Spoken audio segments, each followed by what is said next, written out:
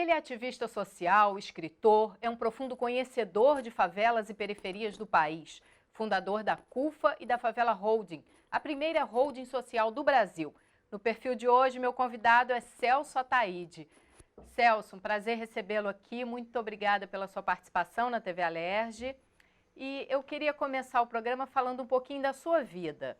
Você foi um menino que teve uma infância um pouco difícil. Seus pais se separaram cedo e você acabou morando na rua com a sua mãe e o seu irmão.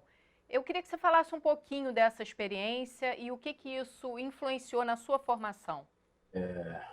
Bacana, um prazer falar com você. E, na verdade, a minha formação ela se deu na favela do Sapo, em Senador Camará, a partir dos 12 anos. Só que antes eu nasci na Baixada Fluminense, eu morei lá até os 6 anos de idade, depois meus pais se separaram, como você falou, eles eram alcoólatras, brigavam por todos os dias. A última briga que eles tiveram, eu tive que sair de casa com a minha mãe, porque elas sempre brigas muito agressivas, e ela não tinha para onde ir, foi ficar embaixo do viaduto de Madureira, no Negrão de Lima.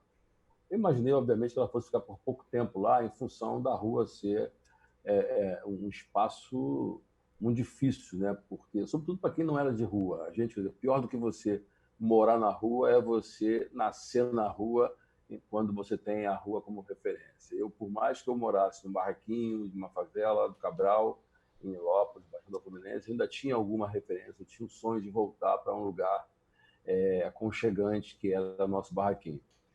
E aí, só que aquele cheiro, que era aquele cheiro que a gente não gostava, passou a ser o nosso próprio cheiro. Então, a gente passou a se acostumar com aquele território, a furtar, a comer lixo já não era mais um grande problema. Estar com mau cheiro também já não era mais um grande problema. E a gente acaba se tornando parte daquilo.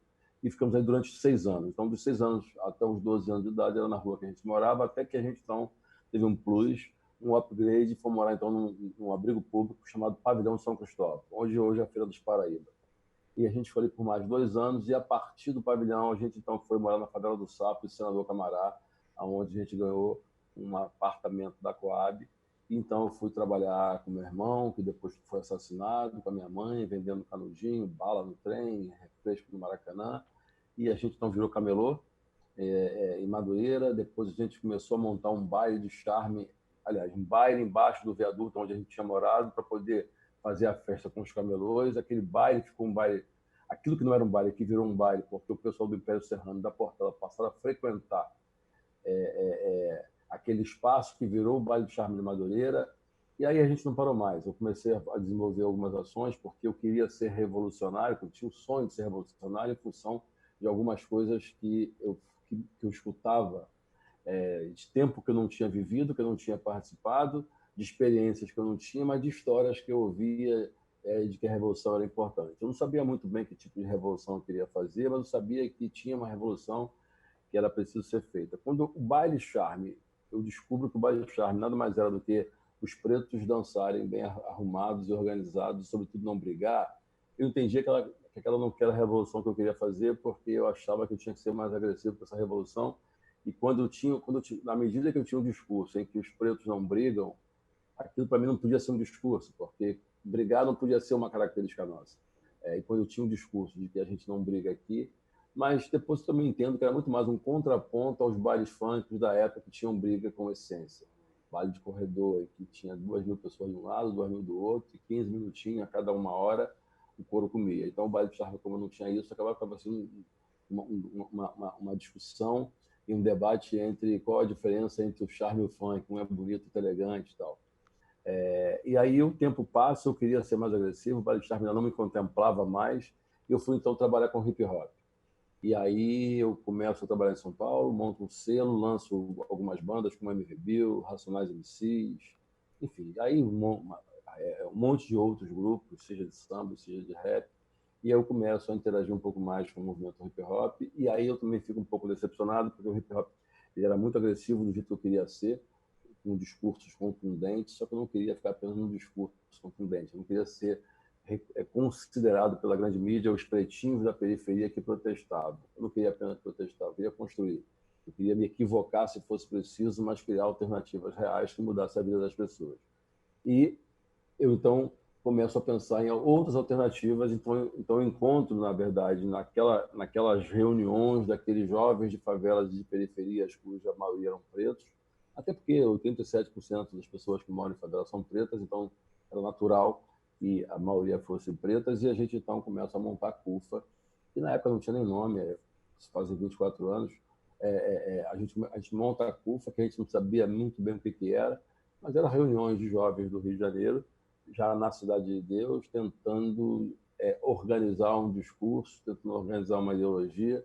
E eram 2 pessoas, depois 60 pessoas, depois 2.000 pessoas discutindo as mesmas coisas na favela do Jacarezinho. E você via que era um debate de 9 da manhã até 17 horas, mais ou menos, aos sábados.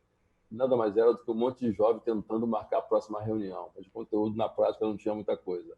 Mas o que ficava claro era que existia um desejo, uma vontade muito grande daquelas pessoas encontrarem algum tipo de identidade, ideologia, e aquilo por si só já chamava atenção e mostrava que a gente precisava buscar caminho, que é o que a gente vem fazendo até hoje. Então, Celso, nesse momento que você começa a se reunir com esses jovens e debater propostas, o que você encontrou de dificuldade entre os jovens nesse bate-papo que vocês tinham, ou até de facilidades em sonhos comuns? Qual foi a dificuldade naquele momento? A grande dificuldade era o déficit cultural que a gente tinha e a gente ainda tem. Então, a gente não conseguia abrir grandes debates para além das informações que a gente tinha. E, ao mesmo tempo, a gente tinha a ilusão que acabou, que hoje se mostra como realidade, mas até aquele momento a gente tinha a ilusão de que a gente conseguiria fazer algum tipo de revolução. Eu, particularmente, acreditava que a revolução só seria possível a partir do momento em que nós, que sofríamos e sofremos ainda as consequências dessas desigualdades, dessas diferenças sociais, protagonizasse esse novo momento. Do contrário, seria os brancos, os asfaltistas, os ricos, as empresas, ajudando a gente enquanto podiam ou enquanto queria. Quando elas não pudessem ou quando elas não quisessem mais, continuaria, na verdade, a desconstrução daquelas pessoas. Então, era preciso que a gente tomasse as rédeas e o farol do nosso destino. Porque senão os outros ficariam mais confortáveis, acordariam mais felizes apenas porque tinham ajudado a gente pontualmente. Mas ajuda pontual não ajuda uma sociedade. É preciso a gente ter uma massificação coletiva, obviamente, de construção comunitária de fato, que envolve muitas outras coisas para além de uma cesta básica, para além de uma ajuda financeira ou de uma sopa, por exemplo. Então, essa era a grande dificuldade. O déficit que a gente tinha das pessoas que não tinham ido na escola, ou que tinham ido na escola de forma muito precária, que tinham uma inteligência, obviamente, mas que, na verdade, precisavam entender o que o asfalto falava para poder você ter essa integração. Então, para mim, essa era a grande dificuldade, que era você ter, na verdade, uma formação capaz de você entender para além do faveleiro. Mas em que momento você percebe que seria possível, sim, que a CUFA realmente se tornasse a instituição que se tornou hoje e que o projeto ia vingar? Eu nunca percebi que a gente fosse vingar, nunca percebi que a gente fosse dar certo, nunca percebi que a gente fosse uma potência. Isso também nunca foi uma preocupação, nem nunca foi um plano. Na verdade, o nosso desejo era existir. Então, a gente amanhecer no dia seguinte, continuar sobrevivendo, era muito mais o nosso objetivo do que necessariamente fazer um business plan, fazer um planejamento. Porque, enfim, inclusive o déficit não permitia que a gente fizesse isso. Então, a gente vivia o dia a dia e as coisas iam acontecendo e a gente a cada dia ia descobrindo que a gente tinha potencial, e na medida que outras pessoas se juntavam a gente, traziam outras inteligências, a gente, na verdade, descobrindo que a gente era capaz de fazer. Agora, quando isso acontece, sem necessariamente a gente ter percebido, foi quando a gente começa a levar para as nossas reuniões pessoas do asfalto, como Caetano Veloso, Cacá Diegues, que falavam sobre cinema novo, sobre Tropicália, assuntos que a gente não tinha nenhum interesse, em tese, ou assuntos que a gente nem sabia que existiam. Então, a gente começava a descobrir que existia vida para além da nossa cortina. A gente estava abrindo uma cortina, mesmo que fossem assuntos que a gente não tivesse interesse, mas a gente percebia, na verdade, que existiam outras coisas que a gente não tinha acesso e que a gente passava a ter interesse naquele tipo de coisa. Tanto é que a gente fez Falcão, Meninos do Tráfico, que foi um documentário que nós fizemos, a partir de uma palestra do Cacá Diegues sobre cinema. Então, a gente passa a entender que existe, na verdade, captação de recursos, a gente passa a entender numa palestra dele que existe produção, que existe uma série de atividades, como fotografia, como pesquisa, e a gente não sabia, não tinha a menor ideia de que existia essas atividades dentro do audiovisual. Então, além do audiovisual, outras conversas que a gente passou a ter com outras pessoas que iam palestrar, a gente começou a abrir. Na medida que a gente ia abrindo, a gente ia trazendo valores, trazendo conceitos, e a gente não foi se manifestando através de muitas vozes. Então, por isso que hoje a CUFA está em 27 estados, em 413 cidades, em 17 países, porque justamente a gente nunca foi uma organização que queria transformar o Celso ou alguns dos nossos em presidentes ou referências. A gente, na verdade, a gente não era uma organização fulanizada, que ela pertence àquele fulano. A gente era descentralizado, em que a gente era muito mais uma rede de favela do que necessariamente uma ONG em que recebe recursos de uma outra organização. Então, todo mundo tem seu CNPJ, a gente usa a mesma plataforma desde o primeiro momento e até hoje é assim. Então, eu não te diria que a gente planejou ser o que nós somos. Hoje a gente está na ONU, em três cadeiras na ONU, habitação, afrodescendência e juventude, ganhamos prêmios dos mais variados, na área de direitos humanos, na área de saúde, na área de educação, mas não foi que a gente pensou. A gente simplesmente não focou numa atividade específica, a gente focou nas mais diversas demandas que passavam a surgir desse lugar, desse território, e a gente se transformou em interlocutores entre a favela e o asfalto, levando as possibilidades que a gente conseguia fazer ou os parceiros que a gente entendia que a favela precisava ter. Você citou agora o Falcão, Meninos do Tráfico, que foi um sucesso enorme, parceria sua com o MVBio, e mudou a visão de muita gente sobre a questão da segurança, a questão dos meninos que vivem em favelas e se envolvem com o tráfico, né? Muitos deles acabaram morrendo, acho que até antes da conclusão do documentário, né? O que ficou assim para você na formação como cidadão dessa troca que você teve com esses meninos e dessa oportunidade de mostrar a visão deles? Na verdade, eu sou de favela, né? Eu nasci em favela, fui morar na rua e depois eu fui morar numa favela, que é a favela do Sapo, em Senador Camará. E a minha vida inteira foi favela, quer dizer, depois que eu cresço, eu viro camelô, mas ainda assim trabalhando com as pessoas que também eram de favela. E, de certa maneira, eu começo a sistematizar, sem saber que era uma sistematização, tudo que eu havia passado na minha vida. E, na medida em que eu começo a perceber o que existia, se o tráfico de drogas na Cidade de Deus, e aí, quando eu conheço o MVBio, eu passo a trabalhar com o MVBio, eu passo a ser empresário do MVBio, a gente passa a fazer hip-hop, a gente passa a fazer uma série de coisas, eu começo a perceber que nas nossas viagens a gente tinha muitas coisas parecidas no país, que a gente chegava nas favelas, não tinha os fuzis que tinha no Rio, mas já tinha, hoje tem, mas não tinha. Então, o tipo de arma era diferente, o tipo de droga era diferente. Você chegava no Centro-Oeste, era muito mais merla. Você chegava no São Paulo, era muito mais crack. Você chegava em outras partes do Sul, era êxtase. Se tinha uma diferença grande de droga, você tinha uma diferença de material bélico, era mais arma no Rio, menos arma em outros estados, ou melhor, menos fuzil, mas tinha arma 38, etc., faca.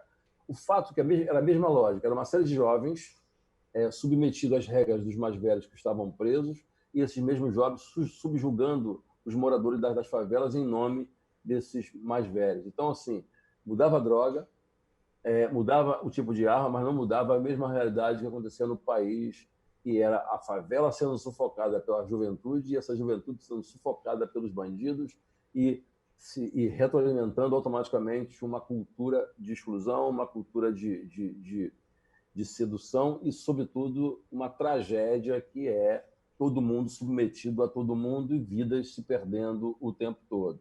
E quem que é o culpado disso? Então, é um debate que perdura até hoje. Onde é que começa e onde é que termina? O fato é que a gente vê todos os dias muitas pessoas morrendo por conta de tudo isso. E quando a gente começa a pensar nessas coisas, eu fazia as nossas reflexões, já naquela época, a gente percebia também que a questão não era... Ninguém queria vender droga, as pessoas queriam ganhar dinheiro. E se você substituísse uma franquia de alguma empresa por droga, eles passariam a vender essa franquia, porque a luta não era pelo desejo da droga, a luta era pelo desejo de você migrar socialmente e No caso, a droga era apenas uma das possibilidades, ou a única possibilidade para muita gente. Porque na mesma medida em que ela mata muitas pessoas, o uso dela e a existência dela, por consequência, mata muita gente, mas muita gente também sobrevive porque está conseguindo vender e sobrevive por conta dessa mesma droga. Essa é uma grande contradição, mas é uma realidade. Então, a gente está falando de poder econômico.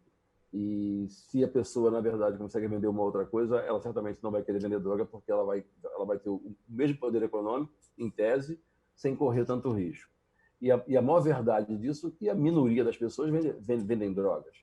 Em qualquer favela que você vai ter os jovens que vendem droga, vai ter os jovens que não fazem nada, vai ter os jovens que só estudam, tem jovens que trabalham, estudam, mas uma minoria vende droga. Então, a droga acaba que não é a referência para aquelas pessoas, é uma referência para alguma daquelas pessoas.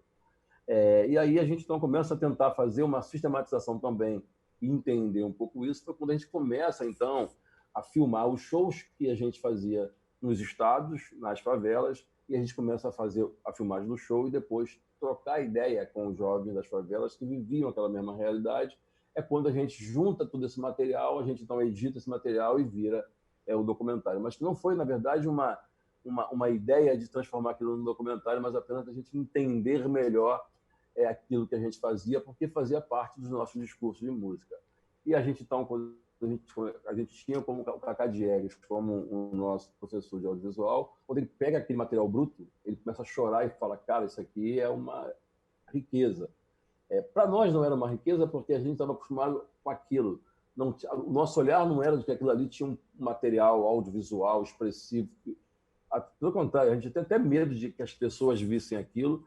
Tanto é que a gente foi acusado pela polícia, pela justiça, por apologia ao crime, por ter feito aquele documentário e ter escrito o livro Falcão, Meninos do Tráfico. Até porque o preconceito da sociedade permite que o Caco Barcelos escreva O Abusado, permite que o Carlos Amorim escreva Comando Vermelho, PCC, mas não permite que a gente escreva Falcão, Menino do Tráfico, porque é apologia ao crime, simplesmente pelo fato de quem escreveu foram dois presos de favela.